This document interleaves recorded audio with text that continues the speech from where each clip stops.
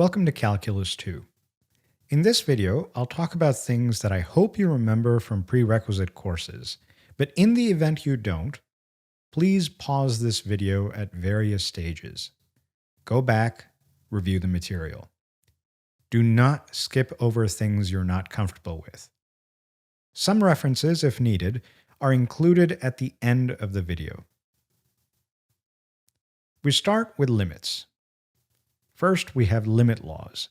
These are things like the limit of a difference is the difference of the limits, or maybe you remember that the product of two limits can be rewritten as the limit of the product of two functions. In our course, it'll be far more important to know when the limit laws do not apply, or that they cannot be used. You'll no longer be able to plug in numbers to find limits.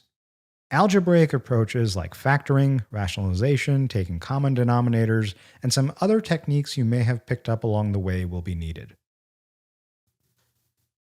Now, it's okay to draw graphs from memory, but know that you will not be able to use Desmos or any sort of graphing calculator on assessments. You should know all the indeterminate forms and what to do in each scenario before you can use L'Hopital's rule. As a result, it'll be vital to know when you can and cannot use L'Hopital's rule and what exactly it states. The second large chunk is differentiation rules. We'll need them almost immediately. These are entirely non-negotiable, so please be prepared to find derivatives using any of the techniques mentioned here. The third chunk is the application of finding derivatives. In particular, throughout the course, you'll need to find the equation of tangent lines to a curve at a given point. You should remember how to optimize functions, which is just another way of asking you to find an absolute or a relative extrema. Finally, you should be able to find the point of inflection for a given curve. From trigonometry, you should know the graphs and function values of all trig functions, and know this information cold. Symmetry arguments are used quite frequently in this course, so please make sure you know how to classify a function as even, odd, or neither, and what kind of symmetry that confers on the function. You should know the domains over which trig functions are one-to-one. This is really quite simple as long as you remember the graphs. You should commit to memory the Pythagorean identities and the half-angle and double-angle formulas. These are used in quite a few sections, and without them solving the questions is quite impossible. Finally, you should know the relationships between various sides of a triangle for all trig functions.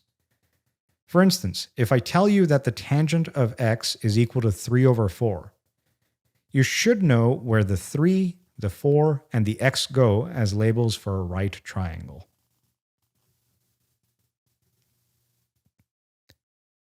Further back in time, we go to algebra land. You should know the graphs of the various toolkit functions. You should also know the domains and ranges of all these functions cold. Again, knowing the graphs allows you to offload a lot of this memorization onto just knowing what the picture looks like. Vertical asymptotes come up quite frequently, no pun intended. You should know how to find those. Additionally, you should know how to find algebraically the x-intercepts for a given function and where two functions intersect. Geometrically, this is very simple. You just look at Desmos or GeoGebra, and that simply tells you where the two functions intersect. But to do so algebraically takes a lot more time and nuance.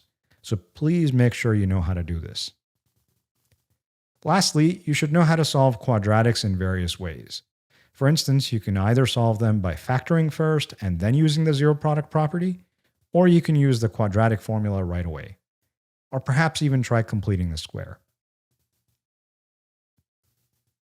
From precalculus land, you should know the difference between a sequence and a series.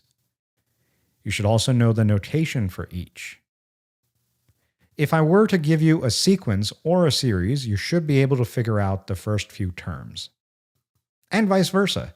If I give you the first few terms, you should be able to come up with a formula or a closed form for that sequence or series. You should know what makes a series arithmetic or geometric. And you should also know all the associated formulas for those two classifications. I will heavily lean on your knowledge of finding partial sums, infinite sums, and the nth term for an arithmetic or geometric series. This last slide has some links to helpful resources. Feel free to reference them as needed. If you have any questions, please feel free to reach out.